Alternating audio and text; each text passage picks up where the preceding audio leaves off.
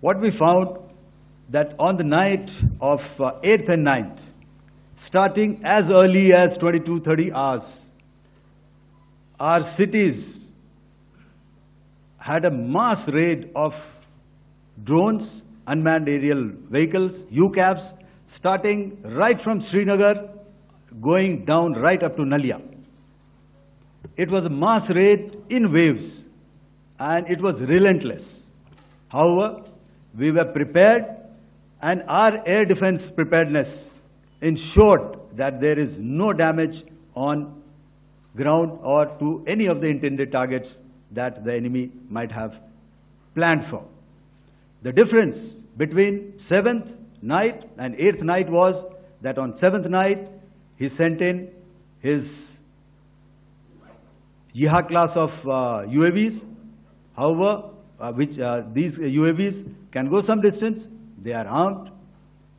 However, on the 8th, less numbers of armed UCAVs were there or UAVs were there, and more numbers of quadcopters, maybe for surveillance or just for harassment of civilians.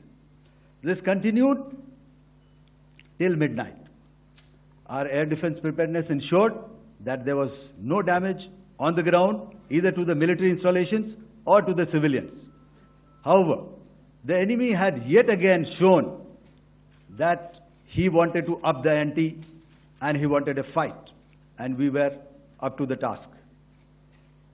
In a measured and calibrated response, we once again targeted his military installations, which included his SAM sites at Malirkant.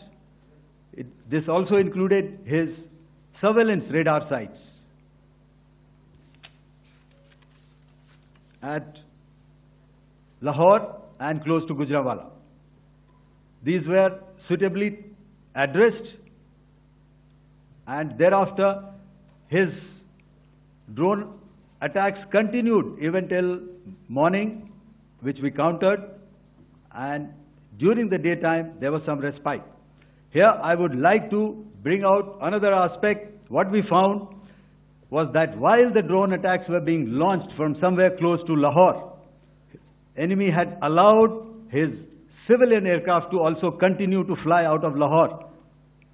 Not only his own aircraft, but international passenger aircraft, which is quite insensitive, and we had to exercise extreme caution, even at the cost of some tactical disadvantage, to ensure that there is no damage to any of the civilian aircraft.